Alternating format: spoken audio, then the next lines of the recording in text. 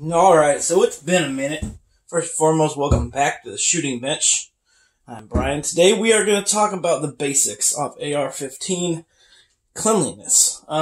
Specifically, how to tear down a Bolt Carrier Group bolt face, how to clean it, how to lubricate it, and then how to put it back together. So, what you're going to need for this application is personal choice. A small screwdriver, a small Allen key, a small pocket knife, something small. Why? Because you're going to take it and you're going to pop this pin, this cotter pin out. Right here. Pull that cotter pin out. Boom. So, this bolt is already clean, just so we're up front with each other here. So, it's not going to appear to be dirty. There's not going to be a lot of black on my hands. Partly because, one, it just got cleaned, and two, this actual bolt face, the whole bolt body itself needs to get cleaned too, because it's brand new and it has an oil on it that I forgot to get off. So, yeah. Anyhow, that's how you take the firing pin out. I'll show you that again. It's pretty easy. You just pull that cotter pin out, take it back. There's your cotter pin right there. Or your firing pin, excuse me. Then you're going to push your bolt face back like this.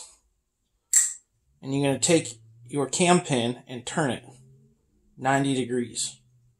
90 degrees to the north, 90 degrees to the south, all personal preference. You're going to take it, give it 2 taps, get your fingernail under there, pull it out.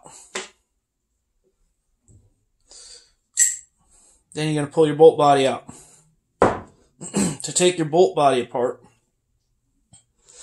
this is your extractor claw and spring. Excuse me, ejector, extractor, claw and spring. You're going to push that pin out with the firing pin. Always have a clean work surface that you can visually see everything to, because you got a bunch of small parts here. Next step is, after you pull that pin out, you're going to pull this off. There you go. Look at that oil in there. Packing oil. Gross. And here's your spring and O-ring right there. So, and that, in case you've never seen it, is a basically fully stripped, what the heck is that? That's new. Oh, they put one of those little rubber grommet pieces inside the spring. Some companies do that, some companies don't. So if you have one, you have one. If you don't, normally it'll look like that. And then here's your gas key rings back here. They always used to harp at us, anytime we were cleaning a gun in the Navy or a gun in the Army, or when I worked with the Army, always make sure your gas, key ports there are never in a straight line. They're always staggered and offset. That is how you break down an AR15 bolt. It's pretty easy. Now, for cleaning, how do you clean one of these? Honestly, there's a billion different ways. I am not here to sell you a product. I'm not here to tell you your way is wrong or what you use is wrong. But realistically, this is what I use right here. Generally, I use this for cleaning my barrels and the major parts of my gun if they're really dirty. But realistically, what you're going to need, steel wool, triple aught, scrubby pad, toothbrushes work wonders. You get the ones with the rubber in them for your gums. Use them first in your mouth before you waste them on them. Cleaning gun parts, a copper or a brass, bronze, or mild steel, or light stainless steel bristled brush. Personally, I like to use this. Breaks down grease, breaks down carbon buildup real well. And then how I clean mine, some of you are going to cringe, but I promise you, you're not going to hurt anything. I have been messing with the M16 M4 AR15 platform for more than a decade, and I'm telling you, you're not going to do any harm. So we're going to get rid of this packing oil on these parts right here in the new firing pin. Now you're going to get you some hot water. So use some Dawn on your toothbrush, and you're just going to go to town, get in there, get all that packing oil off, scrub it out, Now, you don't have to do this. You can shoot the packing oil off and burn it off, because I mean, your gun's going to get hot. So, you know, you're not risking doing anything wrong or anything. It's just packing oil is thicker than lubricating oil, in case you're not familiar or you don't know. And it can become sticky. If you've ever dealt with a military surplus rifle with Cosmoline, kind of similar to that, and it can cause your gun to, you know, have a failure to eject or failure to feed or extract, go on the battery, or it can just seize up. We're not doing nothing crazy here.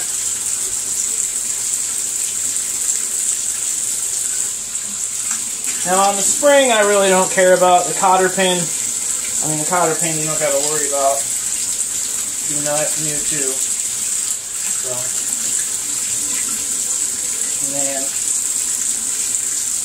the firing pin.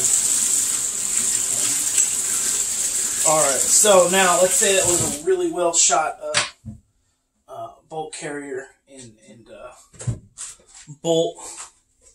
What you'd want to do is, let me dry it off here first right quick.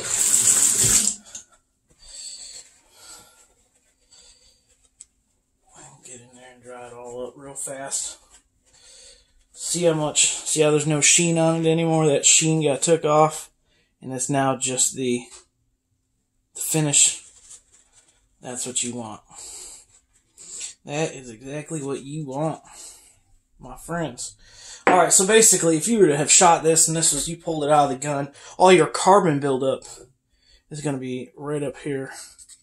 Right where you can see these marks. Right on these shoulders. And down in here.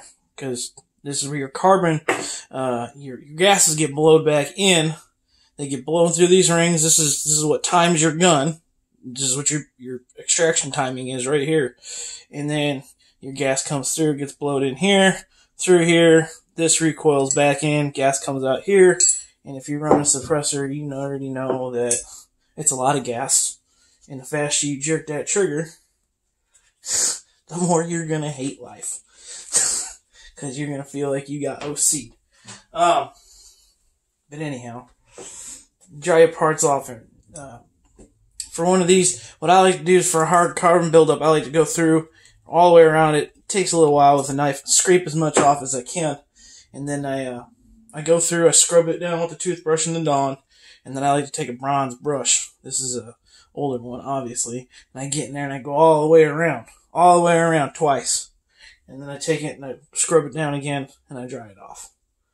And then this is pretty self-explanatory. I just didn't wipe this out from when I cleaned it earlier.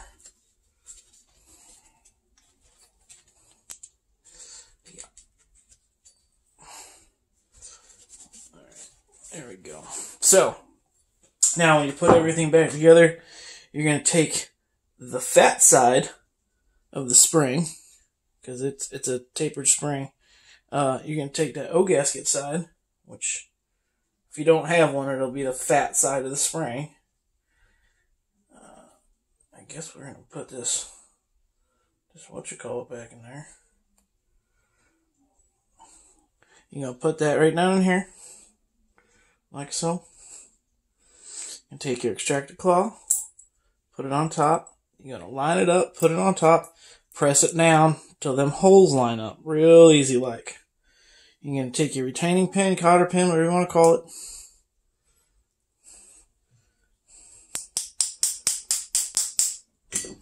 Sometimes this takes a little bit of finesse because it is spring pressured, but it should readily go in freely.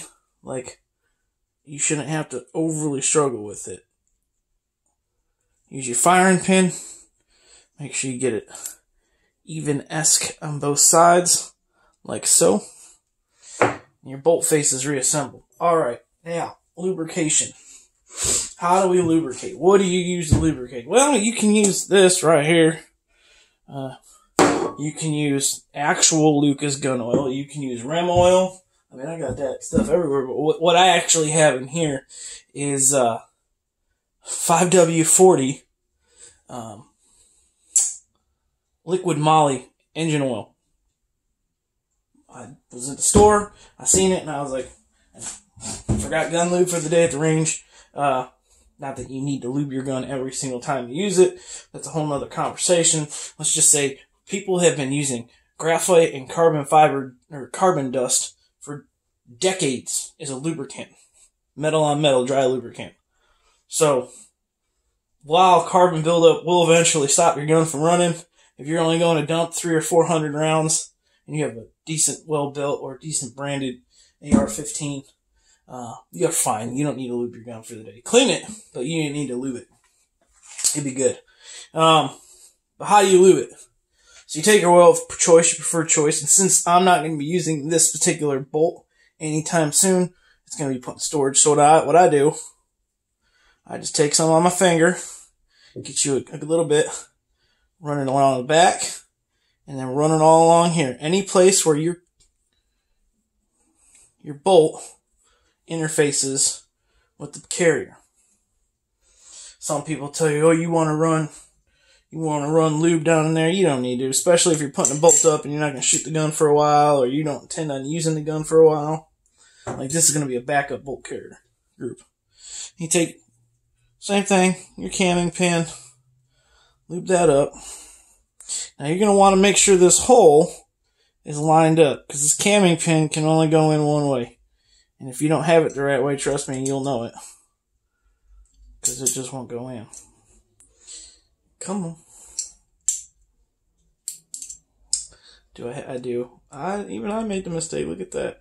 So you're going to want your bolt face orientation with your extractor claw up at the 10:30, 11 o'clock position. So then you're going to take that, you're going to put that pin in, camming pin, turn it 90 degrees, pull your bolt face forward. Now, I've had instructors tell me that, oh, you need to lubricate your locking lugs. I mean, I've had other people tell me that. It don't really matter. But guess what? A little bit of lube on them ain't going to hurt none. So, now that we know I'm not going to be using this for a minute, what I'm going to do is I'm going to take a little bit of that excess on here in this jar.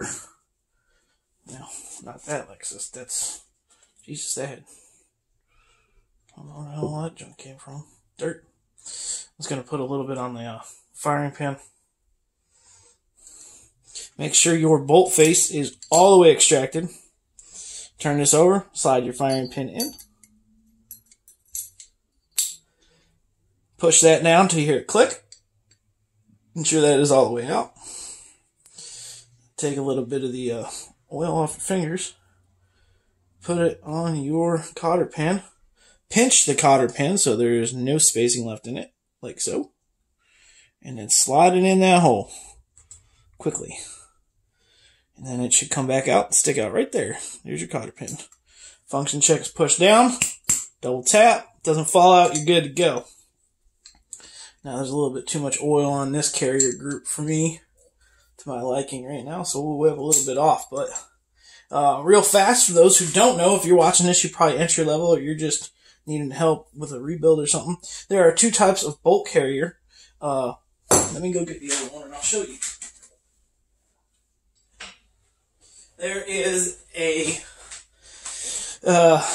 semi-automatic non-full auto cut, which is this right here. You see how this top round part, this top round cut up here, is longer than the lower. That is a semi-automatic only part.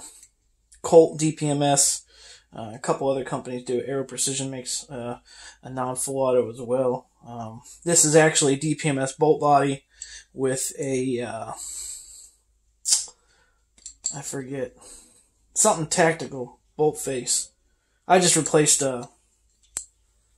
my stuff because it's old. Oh, if you're ever going to do that, if you're ever replacing your bolt face, get a set of no-go gauges for either 5.56 NATO or 223 Wild, or 223 Remington, depending on what your barrel cut is. If it's a 223 Remington barrel only, use the 223 no-go gauge. If it's a 223 Wild, you'd want to use the 5.56 NATO, because that's the thicker of the two cartridges. Anyhow, back to this, and this is full auto. Obviously, you can see the difference right away. This is a full auto Bolt Carrier Group. What's that mean? Does it mean your gun's fully automatic? No, because 9 out of 10 shot, well, I'd say 7 out of 10 shot, that your lower receiver is not cut for a full auto pattern on it. And if you want to learn about that, Mr. Guns and Gear today, just very much so today, put a video out explaining the differences and showing it, and I am not breaking down any of my ARs to show you the difference between a semi-auto and a full auto, and where you should or shouldn't drill a third pinhole and all that other jazz. But anyways, this has way been long enough, detailed as I can get it. I hope everybody has a Merry Christmas, had a great Thanksgiving, and has a wonderful New Year. And with all that said, if you need a question answered, I do check my comments. Go ahead and post down there. Not going to tell you to subscribe or any of that jazz. You'll do it on your own. And I hope God blesses you and your family and the Republic as well. Have a good night.